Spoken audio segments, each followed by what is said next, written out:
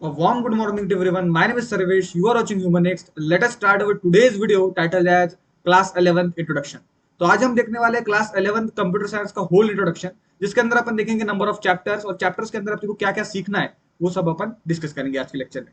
तो सबसे पहला चैप्टर है आपका नंबर सिस्टम। ठीक है, टोटल आपको 9 चैप्टर्स है। ठीक है, इसका जो वेटेज है वो डिसाइडेड नहीं है, क्योंकि क्लास 11 का जो पेपर रहता है वो आपका कॉलेज डिसाइड करता है कि किस तरह से लेना है। तो वो जो आपकी टीचर्स, आपकी फैकल्टी रहते हैं, वही डिसाइड करते हैं कि किस चैप्टर को कितना मेनली वेटेज देना है।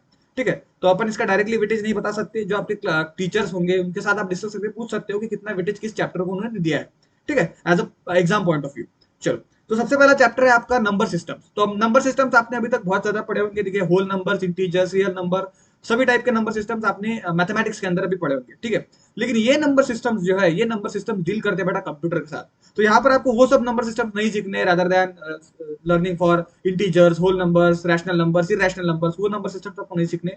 यहाँ पर आप सीखोगे number systems which are associated to computer system, जिसके ऊपर आपका कंप्यूटर चलता है। अब आपको सुनने में थोड़ा सा बेयर रख सकता है कि सर नंबर्स के ऊपर कैसा कंप्यूटर चलेगा। तो देखो बेटा, जब आप हार्डवेयर के ऊपर जाते हैं, जब आप बेसिक्स में जाते हैं, जब जब हम डीप में जाते हैं किसी भी कंप्यूटर सिस्टम के, तो एट द एंड वो चलता है एक पर्टिकुलर नंबर सिस्टम के ऊपर। तो वो नंबर सिस्टम अपने को सीखने पड़ेंगे। ठीक है, उसके अंदर binary number system, hexadecimal number systems, octal number systems, इस तरह के डिफरेंट डिफरेंट नंबर सिस्टम्स उसके अंदर आते हैं।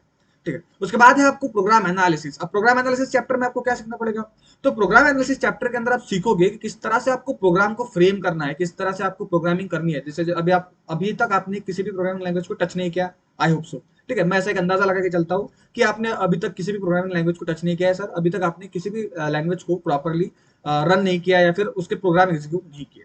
तो अभी आप पहली बार प्रोग्राम बनाओगे, तो प्रोग्राम बनाते कैसे है, उसके लिए लॉजिकल रीजनिंग जो रहता है आपका, कि किस तरह से लॉजिकली सोचा जाए, किस तरह से उसके ऊपर फ्रेम किया जाए, वो सब पार्ट जो है वो प्रोग्राम एनालिसिस के अंदर हम सीखते हैं। ठीक है, उसके साथ साथ उसके बाद चैप्टर आता है आपको introduction to C plus plus, जिसको सीपीपी भी बोला जाता है। तो सी प्लस प्लस के अंदर अपन क्या सीखने वाले हैं सर?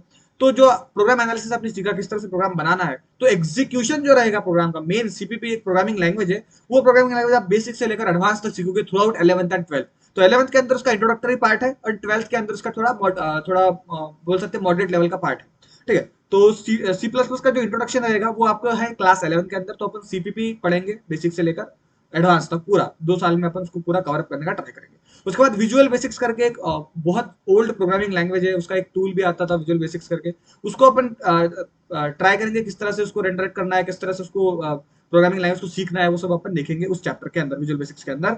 उसके बाद है आपको introduction to network and internet. तो देखो, अभी जो पहले के 4 चैप्टर थे वो सभी चैप्टर आपको रिलेटेड थे टू योर सॉफ्टवेयर। ठीक है, हम बोल सकते हैं कि सॉफ्टवेयर रिलेटेड चैप्टर्स है ये, जिनके अंदर अपन सॉफ्टवेयर से थोड़ा डील करने वाले हैं।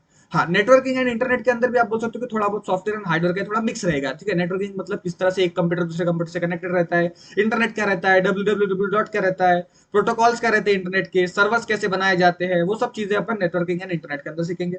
उसके बाद आता है, देखो अभी 6, 7, 8 एंड 9, ये जो चैप्टर्स रहेंगे आपके 6, 7, 8 एंड 9, ये पर्टिकुलरली रहेंगे आपके हार्डवेयर बेस्ड चैप्टर्स। जो ऊपर आपने देखे वो तो सभी आपके सॉफ्टवेयर बेस्ड चैप्टर है। जो नीचे आप देख रहे हो ये रहेंगे आपके बेटा हार्डवेयर बेस्ड चैप्टर। तो हार्डवेयर बेस्ड चैप्टर के अंदर आप क्या सीखोगे? सबसे पहले आप चैप्टर सीखोगे इलेक्ट्रॉनिक कंपोनेंट्स। तो इलेक्ट्रॉनिक कंपोनेंट कौन से होते हैं? देखो, 3 बेसिक इलेक्ट्रॉनिक कंपोनेंट होते हैं बेटा, रजिस्टर, कैपेसिटर एंड इंडक्टर।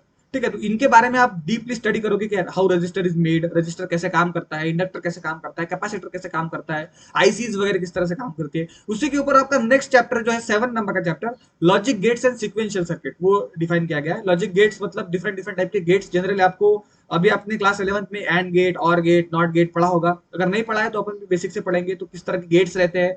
ठीक है, सीक्वेंशियल सर्किट किस तरह से बनाया जाता है, वो सब अपन लॉजिक गेट्स वगैरह का पूरा इसके अंदर देखेंगे 7 चैप्टर के अंदर। उसके बाद एक चैप्टर है आपको fundamental hardware parts of PC, मतलब पर्सनल कंप्यूटर। पीसी का मतलब क्या होता है? Personal computer. तो पर्सनल कंप्यूटर के हार्डवेयर पार्ट्स, जैसे रैम रहता है सर, रोम रहता है, प्रोसेसर रहता है एक उसका, ठीक है, मदरबोर्ड रहता है, वो सब किस तरह से काम करते हैं, उसका इंटीग्रेशन किस तरह से रहता है, डिफरेंट डिफरेंट कौन कौन से पार्ट्स पीसी को लगते हैं, जैसे कि आपको पता है कीबोर्ड रहता है, कैमरा रहता है, डिस्प्ले रहता है, ये सब पार्ट्स अपन क्या करेंगे 8 चैप्टर के अंदर सीखने वाले। उसके बाद 9 चैप्टर है आपको पेरीफेरल डिवाइसेस। अब पेरीफेरल डिवाइसेस कौन से डिवाइसेस सर? तो ऐसे डिवाइसेस जो आप कंप्यूटर को एक्सटर्नली अटैच करते हो, जैसे प्रिंटर हो गया, जेरोक्स मशीन हो गई आपकी। ठीक है, अदर पेरीफेरल डिवाइसेस बहुत सारे रहते हैं, जैसे वेब कैम अगर आप कनेक्ट करते हो, तो ये सब पेरीफेरल डिवाइस रहते हैं। मतलब कंप्यूटर के साथ नहीं है, without that components, without that devices computer can run. तो कंप्यूटर उसके बिना भी चल सकता है, लेकिन अगर अपने को कुछ एक्स्ट्रा एफर्ट्स चाहिए फ्रॉम कंप्यूटर तो अपन क्या करते हैं, फिर पेरिफेरल डिवाइसेस को लगाते हैं। जैसे अगर मुझे प्रिंट चाहिए तो कंप्यूटर तो नहीं दे सकता, तो मुझे प्रिंटर लगाना पड़ेगा। अगर मुझे जेरोक्स चाहिए तो मुझे जेरोक्स मशीन लगानी पड़ेगी।